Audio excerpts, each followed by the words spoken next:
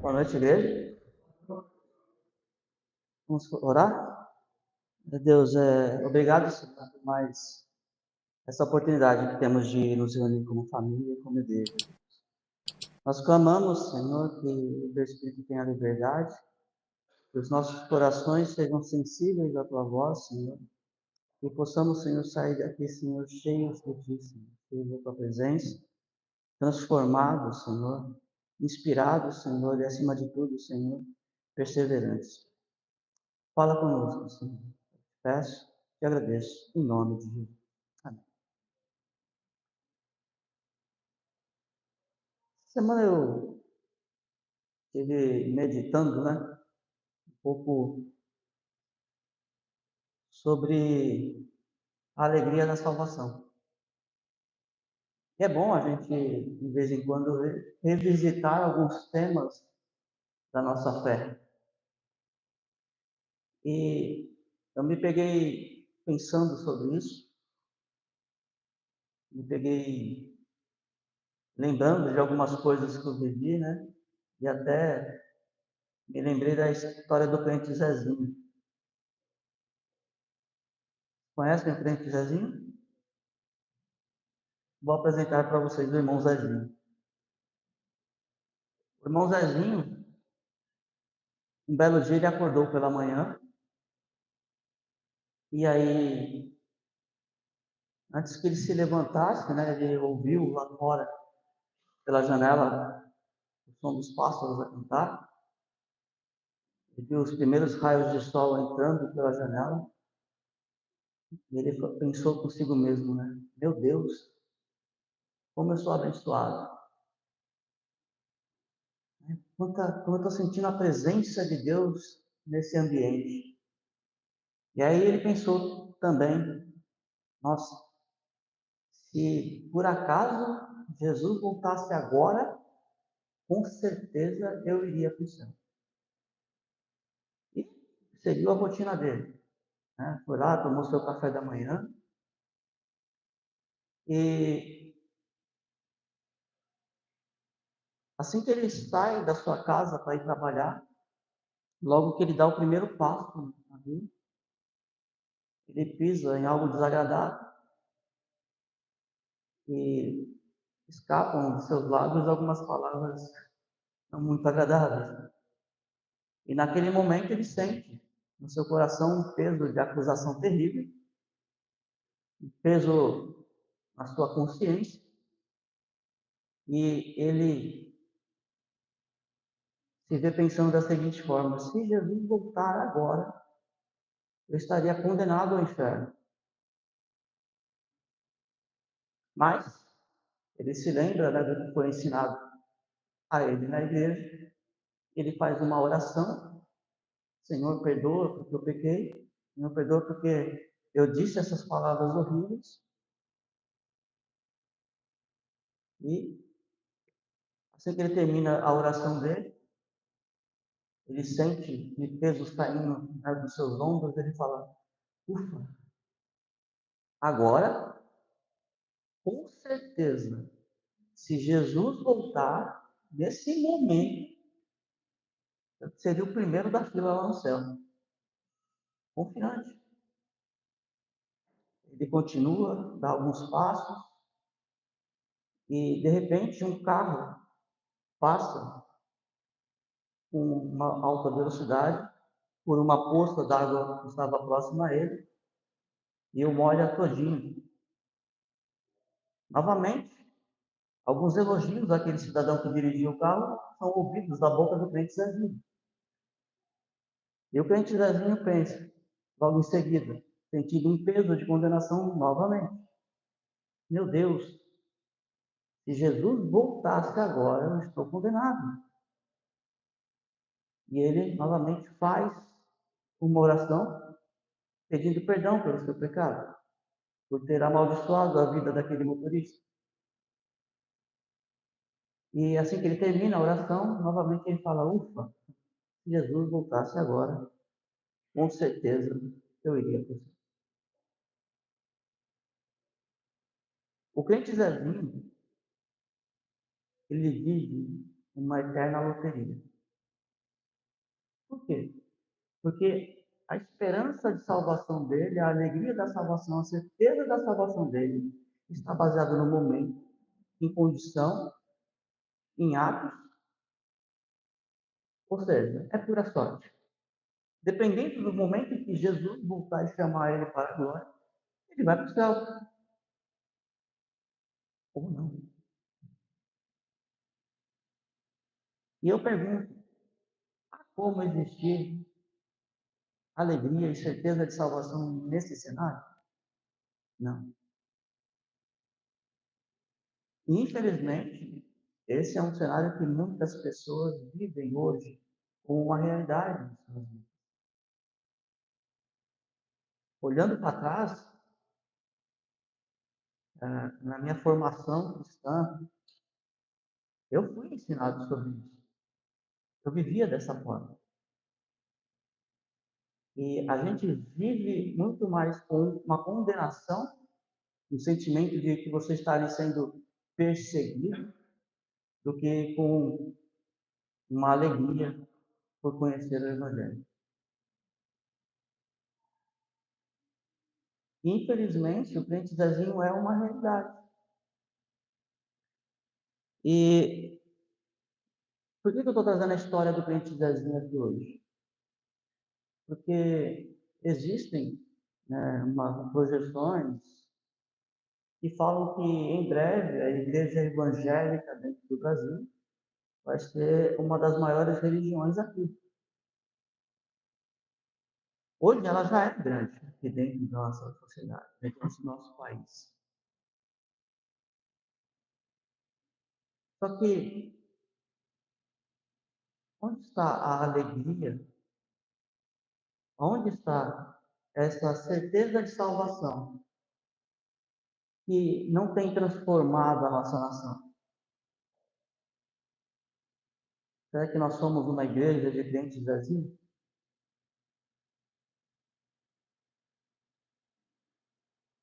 E pensando, né, sobre todo esse contexto, eu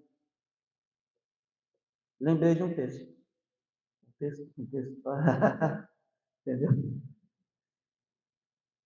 Pensando nisso, eu lembrei de um texto muito interessante que eu queria compartilhar com vocês hoje. Tá? Eu queria convidá-los a ler o texto que está em Mateus, capítulo 13. Nós vamos ver apenas 3 versículos, 44 até o 46. O texto diz o seguinte: o reino dos céus é como um tesouro escondido num campo.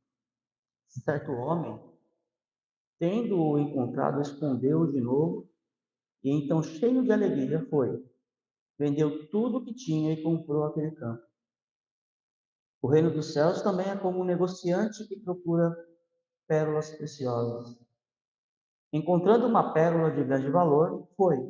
Vendeu tudo o que tinha e a comprou. São duas comparações que o Senhor Jesus ele faz, que basicamente nos diz a mesma coisa. Mas que por muitas vezes passa desapercebido por muitos de nós. Sobre o significado desse texto, sobre o que nós podemos aprender com o que isso está falando. Hoje é comum, se você chegar para uma pessoa dentro do contexto da igreja, você chegar para um cristão e falar para você, olha, o que significa para você a salvação? O que significa o reino de Deus para você? Né? O que é Jesus para você? Com certeza você vai ouvir coisas do tipo, eu não tenho nem palavras para escrever. É meu tudo, é minha razão de viver. Olha, eu vivo por isso. Só que, de verdade, me soa mais como uma resposta a um oi, tudo bem? E a resposta que geralmente é tudo bem. A pessoa pode ser depressiva, você pensando em se matar. A pessoa pode ter brigado com toda a família. A pessoa pode ter sido expulsa de casa. Mas a resposta automática e primeira é tudo bem. questão de educação. Só que, vamos destrinchar isso então. Né? Hoje, quando a gente se pergunta sobre a importância do reino de Deus, né, a gente geralmente vai ouvir essas respostas. Mas vamos comparar com o que está acontecendo nesse texto que a gente leu. Por exemplo, o primeiro versículo, 44, que diz: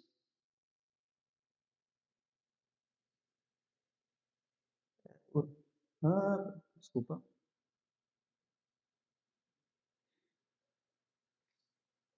Bom, o reino dos céus é como um tesouro escondido num campo. Certo homem, tendo-o encontrado, escondeu-o de novo.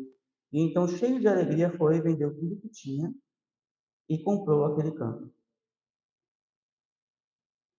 Olha que interessante. O texto ele compara o reino dos céus com um tesouro, certo? Tesouro nos traz a ideia de algo de muito valor, algo precioso, algo que alguém acumulou em grande quantidade, né? Ele guardou e ali viveu e pretende viver a respeito daquilo. Se nós temos verdadeiramente o reino dos céus como nosso tesouro, eu quero lembrar vocês sobre o que diz o texto de Mateus, capítulo 6, versículo 21, que diz: Pois, onde estiver o seu tesouro, aí também estará o seu coração.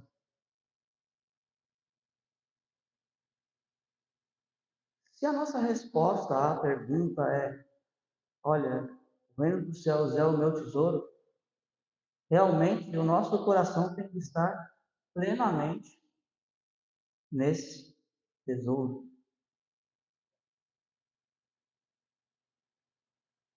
A nossa vida precisa estar centrada nos valores, nos princípios do reino de Deus.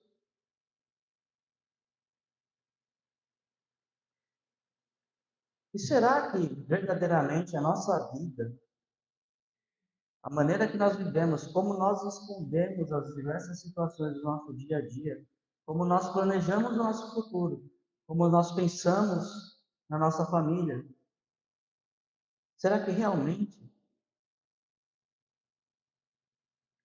refletem o que o nosso coração está onde está o reino de Deus, como nós estudamos?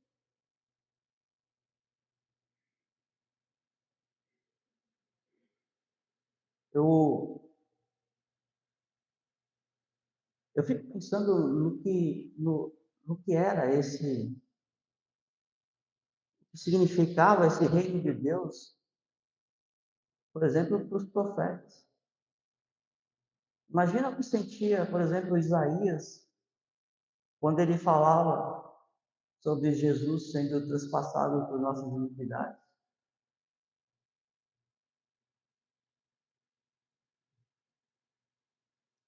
Imagina quando Moisés escrevia, relatando ainda em Gênesis, que da semente da mulher nasceria um que esmagaria a cabeça da serpente.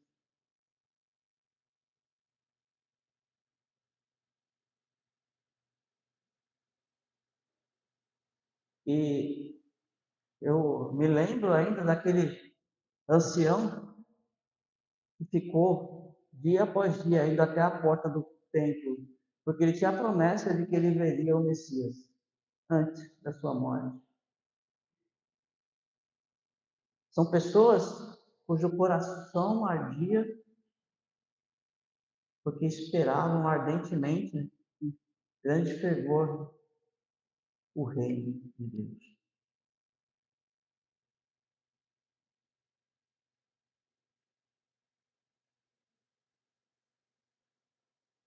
O nosso coração arde dessa forma.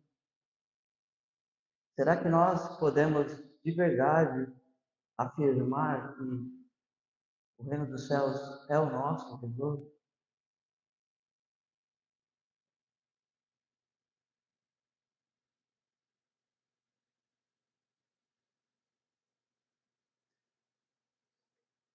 E eu vou trazer ainda um pouco mais para. Vou baixar um pouco mais a régua, então. Eu lembro do próprio Jesus, cujo autor do livro de Hebreus, tentava dizer que foi Paulo, mas não posso afirmar. Ele relata no livro de Hebreus, capítulo 12, no verso 2, ele diz o seguinte: tendo os olhos fitos em Jesus, autor e consumador da nossa fé. Ele, pela alegria que lhe fora proposta, suportou a cruz. Desprezando a vergonha, assentou-se à direita do trono de Deus. Olha só que interessante, o texto que a gente leu lá em Mateus, ele fala o seguinte, que esse homem ele encontrou aquele tesouro, e aí ele foi tomado de uma grande alegria. Ele fala, uau, enterrou aquele tesouro naquele campo e foi vender tudo que ele tinha. Tudo para quê? Para comprar aquele campo. Olha para Jesus agora. Deus Todo-Poderoso, Criador dos céus e da terra. Naquele dia, naquela hora, ele olhou, viu a mim e a você. E olhando para nós, mesmo a gente não sendo nada, sem nada a oferecer, não tendo algum valor, ele resolveu se desfazer de tudo. Sua glória, sua majestade, só para ter o prazer e essa alegria que ele enxergou de um dia nos ver novamente com ele lá no céu.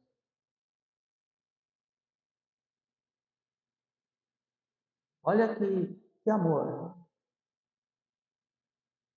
olha que paixão. E não foi pouca coisa que ele abriu mão. Ele veio para ser humilhado, ele veio para ser rejeitado, ele veio para ser massacrado. Veio para cumprir o texto de Isaías.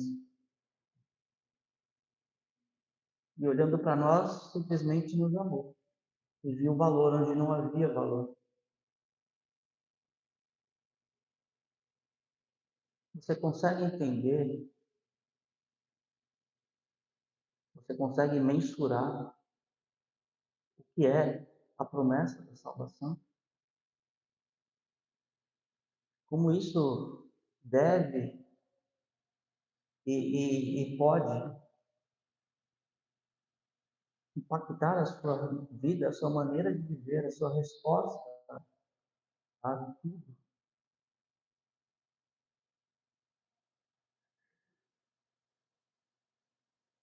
E eu confesso que, pensando sobre isso, né, me senti muito aquém, me senti muito abaixo desse parâmetro. Porque,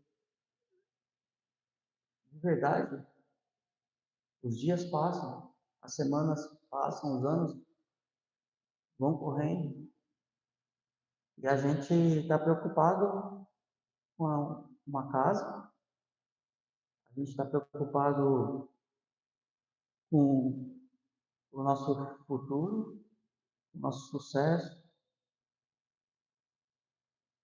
mas a nossa vida não é fundamentada, não é baseada no reino de Deus. E aí o resultado é uma igreja que não influencia, uma igreja que não traz a alegria da salvação, uma igreja que não mostra a luz de Cristo.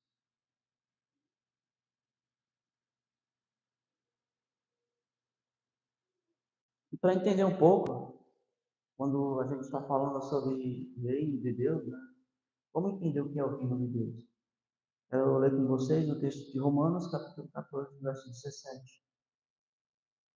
Pois o reino de Deus não é comida, nem bebida, mas justiça, paz e alegria no Espírito Santo.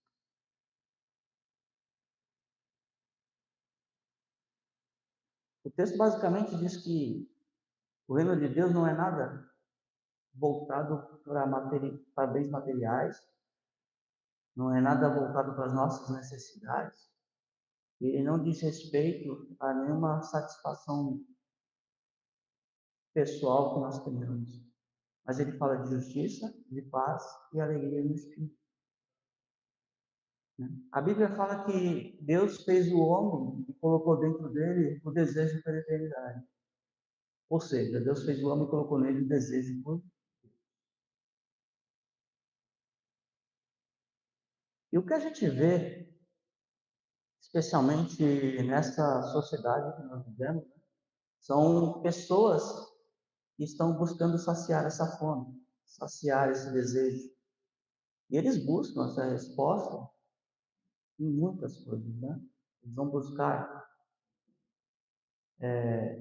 nos prazeres, eles vão buscar no sucesso, eles vão buscar a resposta para a fome dele em muitas coisas, como relacionamentos, só que eles não encontram. Porque a fome dele só vai ser justiça, só vai ser alcançada quando eles encontrarem, primeiro, a justiça. E essa justiça só é encontrada na cruz.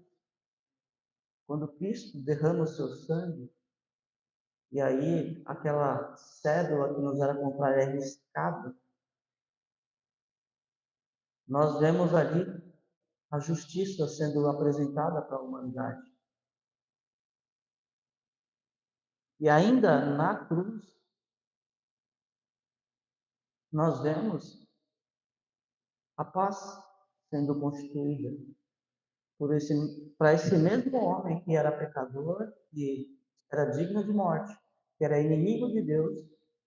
O príncipe da paz vem e faz a paz. E somente depois de ter sido satisfeita a paz e a justiça, é que o homem pode experimentar a alegria do reino de Deus, que é um fruto disso. E é essa alegria que precisa brilhar, que precisa ser apresentada ao mundo como o nosso tesouro.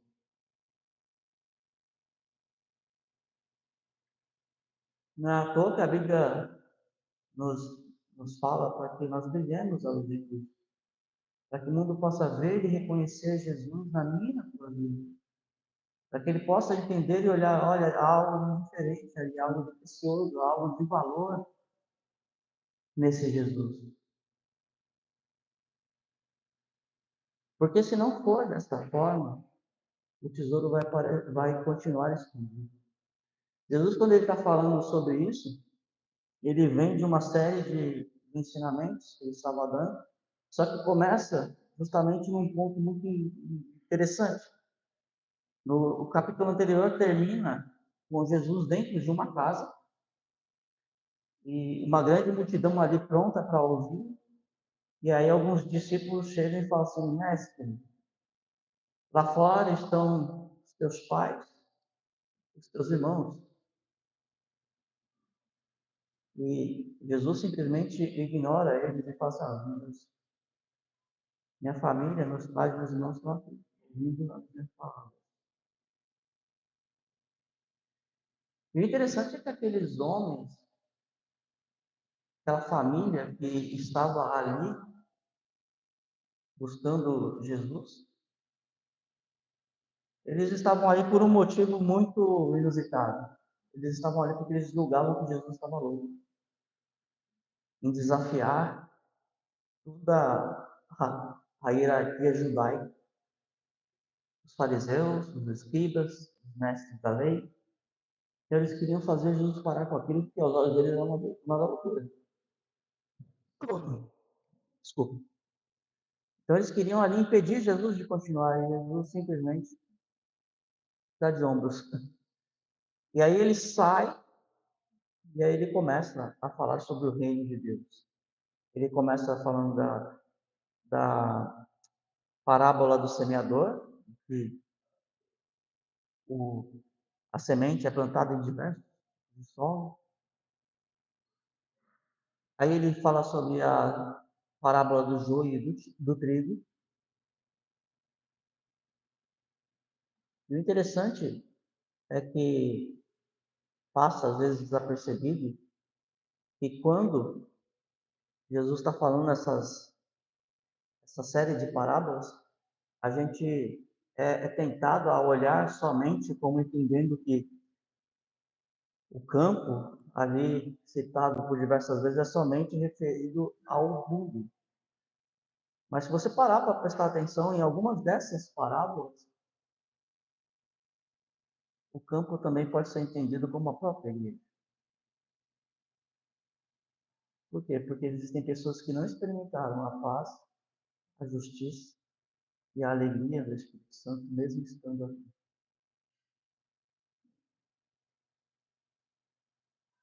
Porque se de verdade nós experimentamos a paz e a justiça, não tem como o reino de Deus não brilhar, a alegria de Deus não brilhar na nossa vida. Por isso a Bíblia fala que aquele dia muitos vão falar, Senhor, Senhor.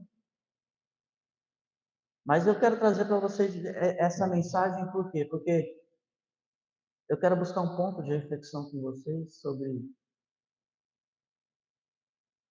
a sua vida, a minha vida, a nossa vida.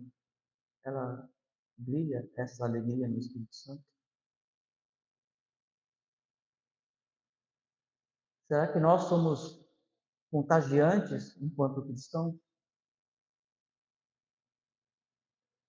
Você já falou com alguém que é apaixonado, por exemplo, por skate, por surf? Aquilo que ele gosta influencia toda a sua vida.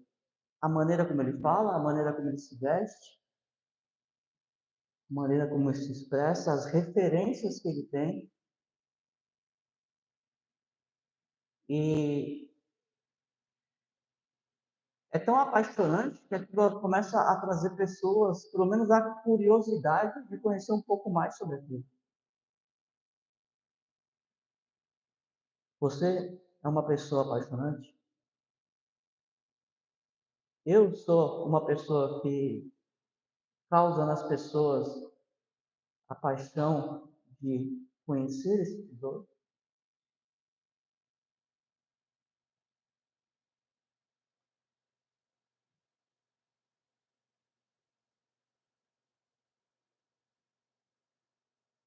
Outro ponto que, continuando, né, no verso 45,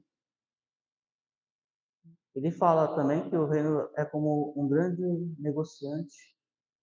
O reino dos céus também é como um negociante que procura pérolas preciosas. Olha que interessante. No outro, a gente está falando de uma pessoa, de um homem que encontrou um tesouro.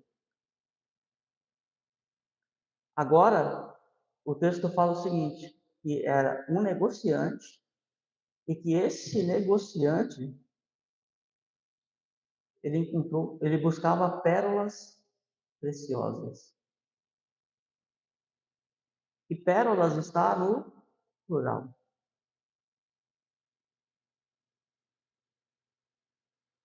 Como eu disse, existem no mundo pessoas que estão buscando o seu tesouro em muitas coisas. Existem muitas pérolas preciosas disponíveis no mercado. Existe a religião, existe a prática das boas obras, existe o sucesso, existe a fama, existe o status.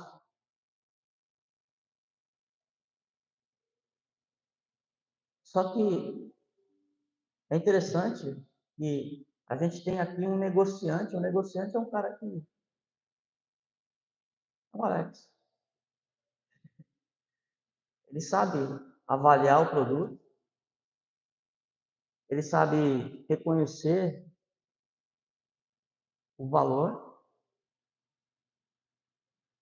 e ele entende e consegue precificar qualquer mercadoria que esteja dentro do conhecimento dele. Então a gente tem aqui um cara que é especializado em pérolas. Nós temos aqui uma pessoa que tem conhecimento porque ele busca pérolas. De repente ele encontra uma pérola de grande valor. O que ele faz? Vende tudo o que tinha. E eu imagino que dentro desse tudo que ele tinha, a gente pode considerar que existiam várias pérolas.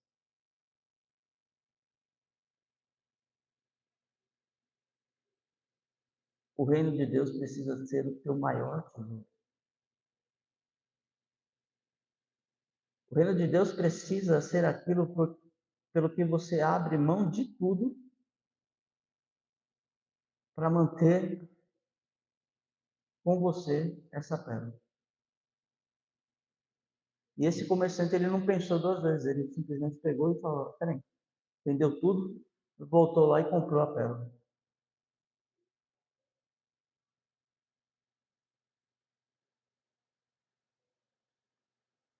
E a gente vê isso acontecendo na vida de Paulo. Paulo, em Filipenses, capítulo 3, verso 8, vai dizer o seguinte: mais do que isso, considero tudo como perda, comparado com a suprema grandeza do conhecimento de Cristo Jesus, meu Senhor, por cuja causa perdi todas as coisas. Eu as considero como esterco para poder ganhar a Cristo. O Evangelho, ele é sobre renúncia. O Evangelho, ele é sobre deixar morrer o seu velho eu, para que Cristo viva em você. E se eu e você desejamos transparecer esse brilho de Cristo, desejamos transparecer o reino de Deus na nossa vida, a gente precisa abrir mão de tudo. A gente precisa aprender a considerar como Paulo todas as coisas como perda, como esterco, como nada. E à primeira vista, quando a gente fala isso, pode parecer um tanto pesado, pode parecer difícil, mas acredite, quando você encontra o reino de Deus, quando você experimenta o reino de Deus,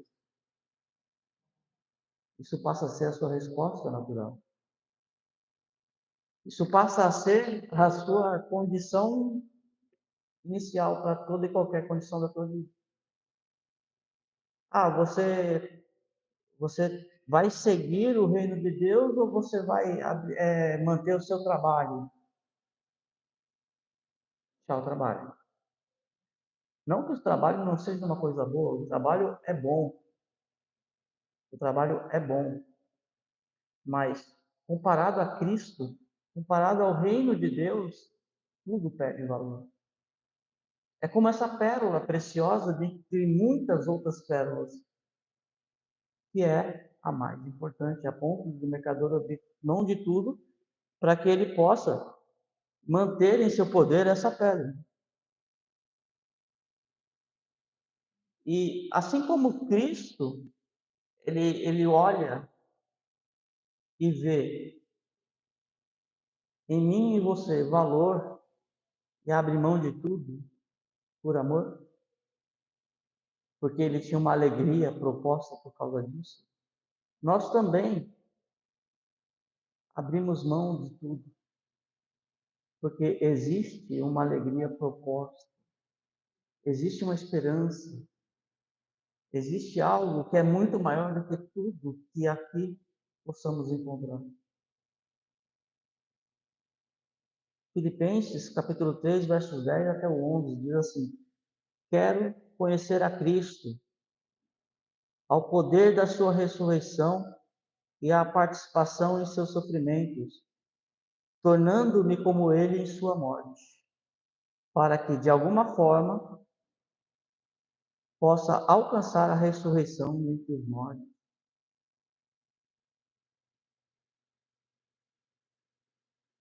Essa esperança precisa ser viva no teu coração.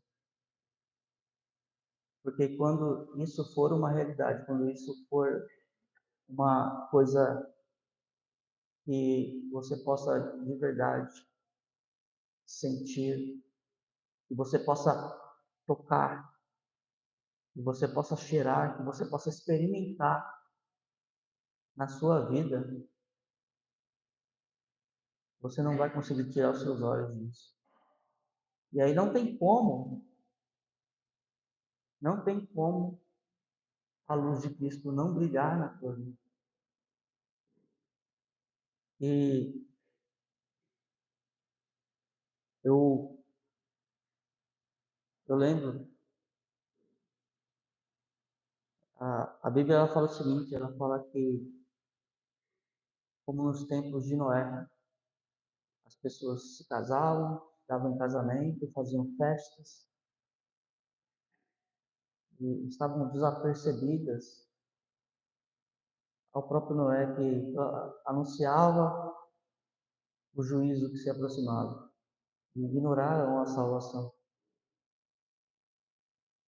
E olha só, uma geração inteira, somente um homem e sua família foram salvos.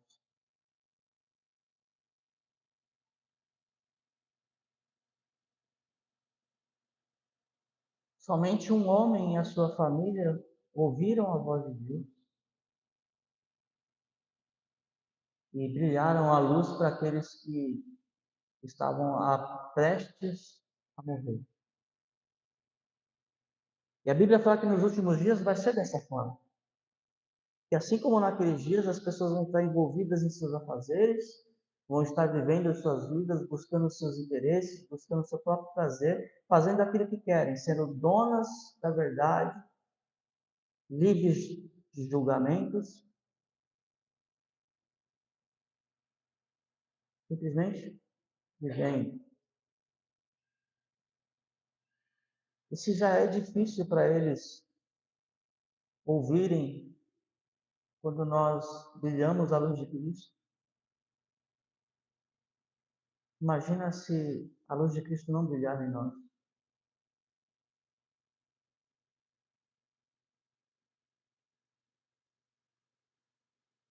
O... Eu fico pensando sobre como, como nós vamos naquele dia se apresentar diante do Senhor. Eu vi o último ensino pelo pastor Caio e aquilo me impactou. Quando ele faz aquela pergunta, vai ter decepção no céu? Aquilo me impactou.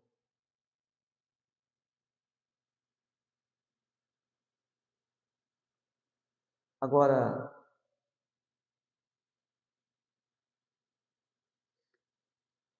Deus, ele manda os seus profetas, ele manda a sua palavra para que nós possamos ouvir e, confrontados com a verdade, possamos entrar em arrependimento.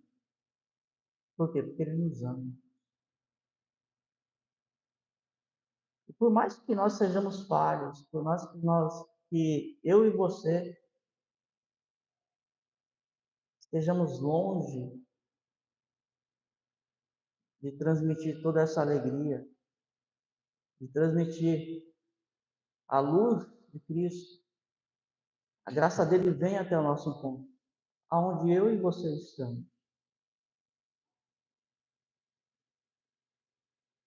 E quando nós recebemos essa graça, a gente precisa reconhecer também nela o valor do reino de Deus. E ao receber essa graça, a gente precisa deixar que o arrependimento nasça no nosso coração, para que haja uma mudança, haja um impacto na nossa vida e que nós sejamos transformados. Então, eu creio que ao ouvirmos tudo isso, ao ouvirmos o que o pastor Caio nos ensinou no último domingo,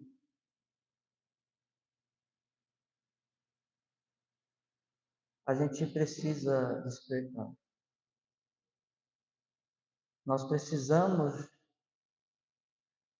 ouvir esse avivamento que Deus está trazendo para a nossa igreja, sabe? E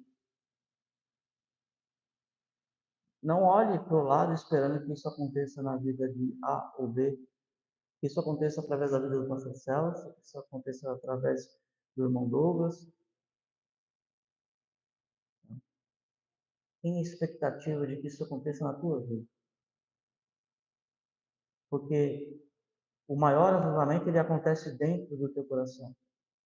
É ali que ele deve arder. Porque, como nos dias de Noé, nós estamos diante do dilúvio. E nós somos a igreja de Cristo. E a igreja de Cristo é o corpo de Cristo na terra. E o corpo faz aquilo que a cabeça manda. Então, se nós somos corpo, nós precisamos deixar que as nossas mãos trabalhem onde Deus está trabalhando. Deixar que os nossos pés vão até onde Deus está indo. E que a nossa boca, principalmente a nossa boca, fale daquilo que está dentro do coração de Deus. Faça disso a sua oração. Faça disso o seu propósito de vida. Faça disso o seu motivo de oração. Experimenta deixar, às vezes, de orar pelas suas muitas necessidades e colocar como ponto principal a vontade de Deus. Aquilo que Ele quer fazer através da tua vida. Aquilo que Ele quer fazer através da nossa igreja. Experimente. Você vai ver como isso vai mudar a tua vida, como isso vai mudar o teu coração, como isso vai mudar o teu entendimento e a tua percepção do nosso Senhor. Você vai ter novas experiências, você vai ter um novo entendimento do que é o cristianismo, do que é o Senhor Jesus, do que é a salvação. E amigo, a tua vida vai transparecer essa alegria que encheu o coração desse homem que encontrou o grande tesouro. Essa alegria vai te tomar de uma forma que você vai sair e vai vender tudo que você tem. Tudo, tudo para adquirir esse tesouro. Hoje já não existe preço a pagar. Cristo na cruz pagou todas as coisas. Só que nós queremos acumular tesouros que não têm valor. Nós queremos possuir coisas que vão perecer. E é disso que nós precisamos aprender a nos afastar, a nos desvencilhar, para colocar verdadeiramente Cristo como o nosso Senhor e Salvador. Um Deus que pode tudo, um Deus que, como diz a canção, é luz na escuridão, água no deserto, caminho no deserto.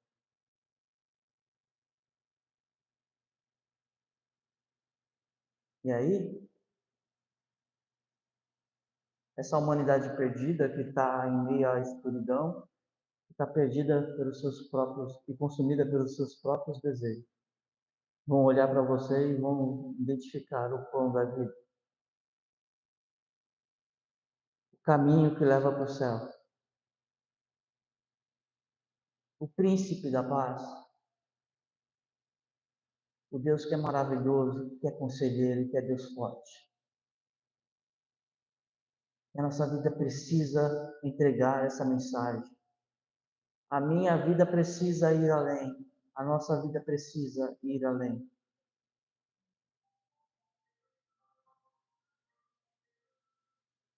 faça com que a mensagem do Evangelho ecoe do Ocidente ao Oriente, do nascer ao pôr do sol. Deixe o rugido do leão de Judá dissipar toda a treva. A começar por mim e por você. Levanta a igreja. Levanta a igreja. Ouça o clamor de milhares. E deixe brilhar a luz de Cristo através da tua vida. Amém? Pense nisso e viva bem. Pratique e viva eternamente.